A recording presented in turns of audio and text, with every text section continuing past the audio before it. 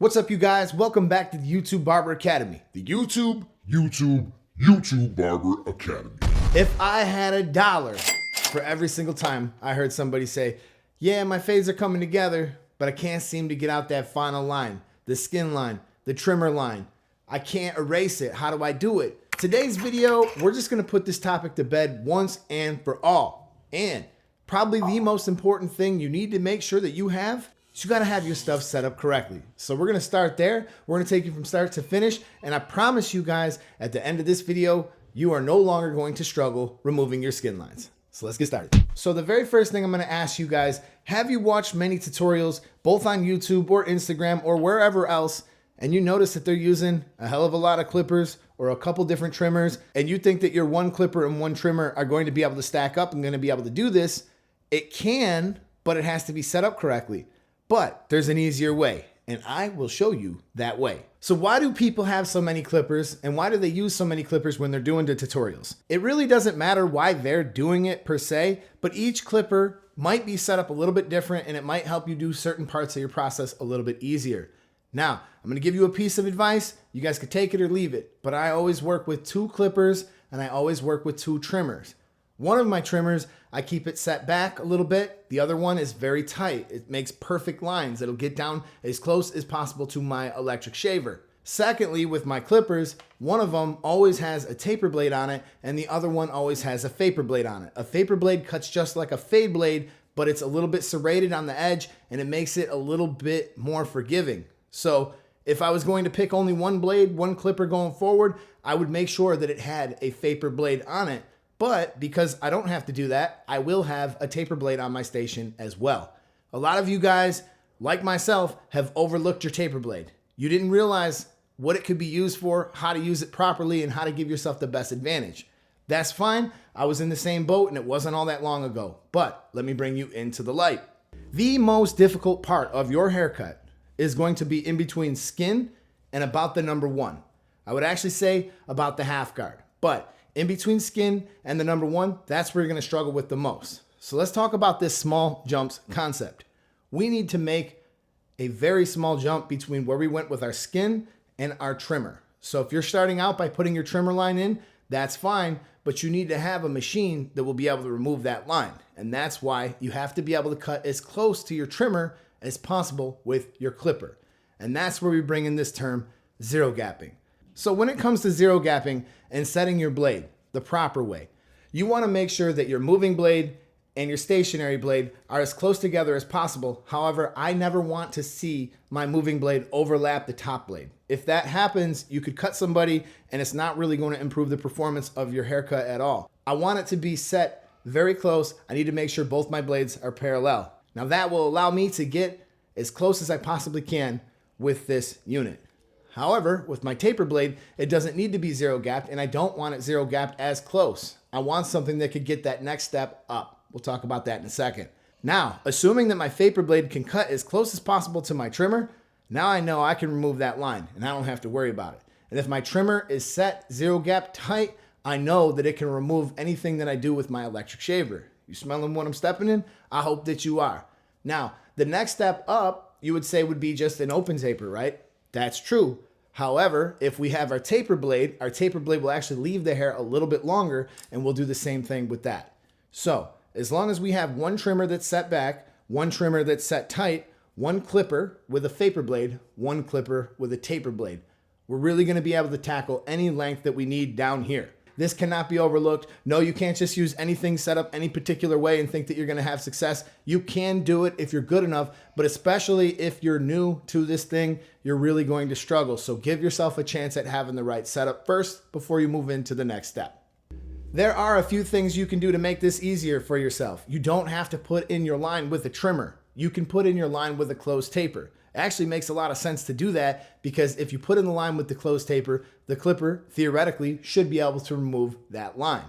Now, if I go underneath that line with my trimmer in the upward position, that's gonna cut against the grain. That's gonna take the hair super short because most grain on the side, it's gonna grow down. That's just your growth pattern. So If I come down with it upside down, that's actually going to leave the hair a little bit longer. But when I flip the trimmer upside down and I go directly against the grain, that's going to remove that hair as close as possible, which is a good thing because we're going to follow up underneath that with our electric shaver.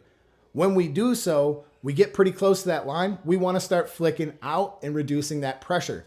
Now, our goal before we move on to this next step is to make sure that there is no line between where we went with our closed taper and where we went with our electric shaver.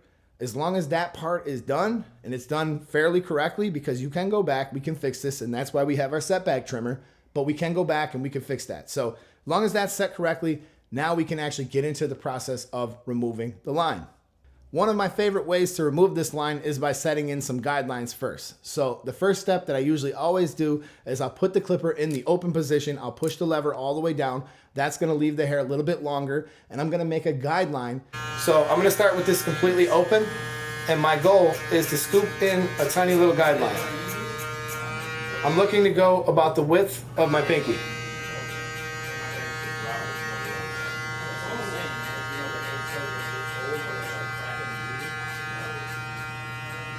A lot of mistakes that I've seen people make. So if you notice in that first step, I kind of was scooping because I wanted to start that initial blend, but I'm gonna take another pass and I'm gonna make sure I hold it flat. This is the biggest mistake I see when people don't know how to blend, is they don't understand where flat is. So a lot of times they're holding it here and they're not flat, but if you notice, this taper blade has a slight curve in it. Now, depending on how compressed I want my fade, that will determine how thick I wanna make this guideline. I typically like to do it the width of, like, say, my index finger. Unless I'm really trying to stack it, then I might do the width of my pinky finger. But I'm just going to go in and I'm going to detail out a guideline. I'm going to do this all the way around the head. You guys ask me all the time, hey, Ed, do you really cut one side of the head and then cut the other side of the head? And the answer is no. That takes twice as long. Every single step that you're going to do it twice. Why not do every single step when you have the clipper out in the first place? Makes more sense to me to do it that way. However, on the camera, you're going to notice that it's a little difficult to move the stuff around, so that's the only reason I do it this way when I'm filming. After I have set up that guideline, I now can see exactly the amount of area that I have to work in. If it's a ½ inch, fine. I need to get this fade done within a ½ inch. So once that's done, I will close it all the way, and I like to use something that I consider like a 3-teeth method, where essentially I'm just going to poke 2 or 3 teeth into this line, keeping it on an angle. It doesn't really matter which side of the blade I use. I'm just going to be using 2 or 3 teeth to start wiping out that bottom guideline. Now, what you're going to notice when you do this is, 1, it's going to reduce the amount of mistakes that you make, and 2, it's going to start to show you what the blend's doing little by little. Now, I like working with a click system. It really helps me keep organized. Some of these clippers click, 1, 2, 3, 4, 5. Some of them don't. All right, I prefer to use the clicks because I will literally go click by click in this step. So keeping it on an angle. So think about this. I put my blade flat to set in my guidelines. Whenever I begin fading or removing the guidelines, my blade is never flat. I never want to make a 1 1/2 inch line going up this way. I don't want to make a big mistake that way, so I will always keep it tipped, and I'm always using the corners. So when I say using the corners, I'm talking about using 2, 3 teeth tops. So I'm going to go through, I'm going to begin wiping out that very first step. I'm going to stay very close to where I put in the trimmer line, and then I'm going to click it 1 click at a time. Boom, do it again, boom, do it again, boom, all the way until I get back to open taper. Theoretically speaking, once you get back to open taper, there really should be no line. It should be fairly clean, and then we can jump into our next step. Now, the next step is actually going to be the half guard, but we're going to skip the half guard, and we're going to go to the number 1. Now, once again, I'm going to go 2 clicks, 1, 2, and I'm going to put in a guideline where I'm just barely flicking and I'm just trying to keep it about a ½ inch. You can open or you can close this during this step, and you can see how close it matches to your open taper step. Chances are pretty good that it won't match perfectly, but it will, in some areas, wipe out the blend entirely. So this is why we skip the half guard, because the half guard can get you into trouble. It actually didn't even really exist. Going back some years before the half guard was there, we used to kind of get this done with wrist flipping, and it wasn't easy. So now that we know that we have that half guard, we have that 1 1/2 guard, we can use this to our advantage. We will circle back to the half guard after this step, and we will clean it up. However, I will warn you, no matter what system you use, no matter how well you stick to your steps, no matter whatever you do, there's always going to be a cleanup phase in the haircut. The head is full of varying degrees of density, which means the amount of hair per square inch. It's also got a lot of movement in it. There's some dips and divots and stuff like that, which means that even if I followed all my steps perfectly, there's a very good chance that I'm going to have to do some rule breaking. And that's kind of what happens in our troubleshooting step. And this is where having that taper blade means everything to me. So the moment I am done with my open taper, closed taper step, I'm going to set my taper blade down. If I want a really soft guideline, I could put my original line in with my taper blade closed. I do that all the time. As you go, you're going to start to see what types of hair it's worth doing that on. Hair like mine. My hair is like really fine and it's kind of thin, so it will show every single little mistake. So in my case, it makes a lot of sense to use actually a closed taper to set in my guideline. Now, if you have some super thick hair that you know it's going to fade easy, you might just go ahead and put it in with your trimmer. And you should never really be afraid to put a line in because you have your tools set up and you have your knowledge as far as how to remove that line. What we just went through is kind of fading from the bottom up, and I'll give you another little thing that you can do if you're not comfortable with that. We can also do this from the top down. So if we go back and when we go to put in our open taper guideline, another way that we can begin removing this line is by starting with it entirely open and clicking it one step at a time, but also still maintaining using the corners. And we're going to begin clicking it until it's closed one step at a time. This is a nice process. This allows you to see it develop. And many times you'll notice that you won't even go to the bottom click. A lot of clippers are going to be able to remove this guideline without that. So the reason why I bring this up is because during my troubleshooting step of my haircut, that's typically what you're going to do. When you're troubleshooting, typically you're not going to be coming from the bottom moving up. You're going to try to find that length that you need to fix. You're going to start just above it and you can go one click at a time, stepping down. I hope you guys are starting to see how easy these clicks make blending. And if you are using a floating taper, maybe consider grabbing something that has the clicks in it, especially if you're new and especially if you're an instructor. When I show up to teach people, I want them to be able to actually follow along. I want them to be able to actually do exactly what I'm doing. Prior to having the clicks, I would tell people, all right, just try to open it halfway. Your halfway might not actually be halfway. It's better that we are all on the same page, and it's a lot easier for me to communicate as an instructor.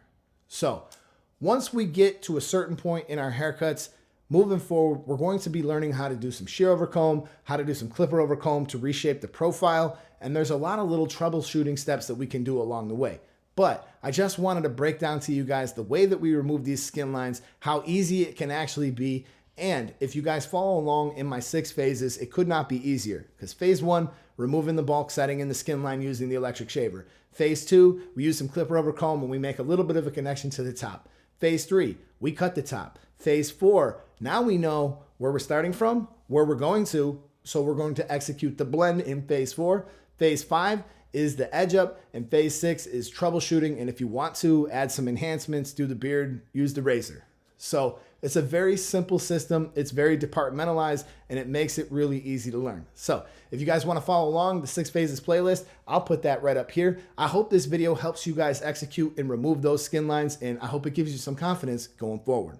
But I appreciate you guys for tuning in. This is the YouTube Barber Academy. I'm Mr. Dirty Barber, and I'll catch you guys in the next video. Peace.